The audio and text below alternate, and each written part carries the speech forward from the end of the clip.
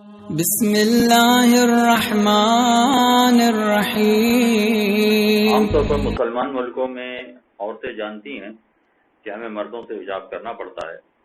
اور حجاب کا طریقہ بھی ان کو معلوم ہوتا ہے۔ خصوصیت سے جو خواتین ذرا دیندار ہیں ان کو یہ معلوم ہوتا ہے کہ نامحرم مردوں سے حجاب لازمی ہے، اسلام نے اس کی سخت پابندی کی ہے، اور ان کو معلوم بھی ہے کہ حجاب کتنا کیا جاتا ہے۔ اگر نامحرم مرد کے سامنے جانا پڑ رہا ہے تو عورت فقط اپنا چہرہ اتنی مقدار میں جتنا وضو میں دھویا جاتا ہے، اور ہاتھوں میں کلائیوں کے جوڑ سے لے کر ناخن تک کا حصہ فقط کھلا رکھ سکتی ہیں، باقی سر سے پیر تک پورا حصہ اپنا چھپانا پڑے گا۔ اس میں غلط فہمی کچھ خواتین کو ہوتی ہے، اور یہ سمجھتی ہیں کہ فقط اس طرح کا حجاب کر لیا جائے تو کافی ہے کہ ہم نے چہرہ کھلا رکھا ہوا ہے اور کلائیوں کے جوڑ سے لے کر ناخن کے آخری حصے تک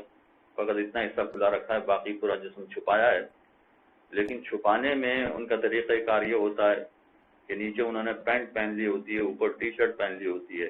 جس سے ان کے جسم کے اعضاء بہت نمایاں ہو رہے ہوتے ہیں۔ حجاب میں یہ بھی ضروری ہے کہ جسم کے اعضاء نمایاں نہیں ہونا چاہیے، اس میں ابھار پیدا نہیں ہونا چاہیے، چنانچہ اوپر کوئی ایسی عبایا یا چادر بھی ہونا ضروری ہے کہ جس سے جسم کے یہ اعضاء نمایاں نہ ہونے پائیں۔ مغربی دنیا میں خاص طور پر اس کا بالکل خیال نہیں رکھا جا رہا ہے، اور آہستہ آہستہ وہ وبا ہمارے جیسے ملکوں میں بھی آ رہی ہے، اور خواتین یہ سمجھتی ہیں کہ ہم نے پورا حجاب کر لیا ہے، حالانکہ یہ نامکمل حجاب ہوتا ہے۔ میں اس وقت جو آپ کے سامنے گفتگو پیش کرنے جا رہا تھا وہ یہ تھی کہ نامحرم سے کتنا حجاب کرنا چاہیے وہ تو پھر بھی خواتین جانتی ہیں، لیکن محرم افراد سے، اپنے گھر کے افراد سے کتنا حجاب کرنا ضروری ہے یہ بہت کم خواتین کو معلوم ہے۔ گھر کے افراد کا مطلب ہے کہ وہ سارے کے سارے افراد جو عورت کے محرم ہیں، اس میں وہ بھی آ جائیں گے کہ جو نسبی رشتے ہیں، باپ بہن، باپ بھائی بیٹا، اور اس میں وہ بھی آ جائیں گے جو سببی رشتے ہیں یعنی سسرالی رشتے ہیں۔ تو جتنے محرم رشتے ہیں ان سے کتنا حجاب کرنا ضروری ہے یہ ذرا تفصیل طلب مسئلہ ہے۔ اس میں ایک جملہ آیت اللہ سیستانی نے اپنی توضیح المسائل میں لکھا ہے،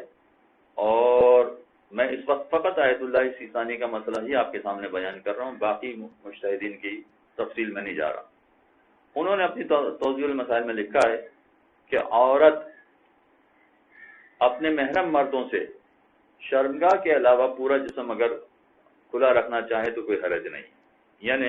میں مسئلہ ذرا سا بدل دوں کہ محرم مرد اگر اپنی محرم عورتوں کے جسم پر نگاہ کرنا چاہیں تو کوئی حرج نہیں، شرمگاہ کے علاوہ باقی پورے جسم پر نگاہ کر سکتے ہیں۔ ہمارے یہاں کا ماحول پھر بھی بہت اچھا ہے، عام طور پر گھر میں بھی جو خواتین لباس پہن رہی ہوتی ہیں وہ بہت مناسب لباس ہوتا ہے۔ ہاں، اگر گھر کی خواتین بھی جان بوجھ کر کوئی ایسا لباس پہنے کہ جس میں شہوت بھڑکنے کا یا گناہ میں مبتلا ہونے کا کوئی خدشہ ہو تو پھر گھر کی خواتین کے لیے بھی ایسا لباس پہننا جائز نہیں ہے، ان کو بھی احتیاط برتنا پڑے گی۔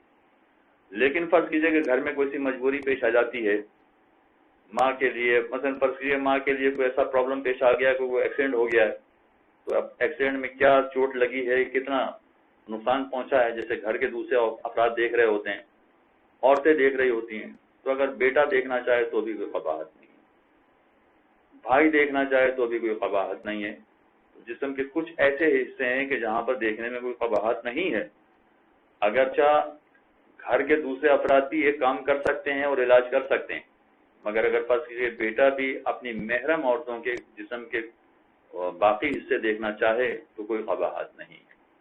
اور اسی طرح سے بیٹے کے علاوہ بھائی ہے یا باپ ہے اپنی بیٹی کے کچھ حصے دیکھنا چاہے تو اس میں بھی کوئی قباحت نہیں ہے۔ تو اصل کلیہ اور اصول یہ ہے جو آیت اللہ سیستانی نے لکھا ہے، وہ چھوٹا سا جملہ ہے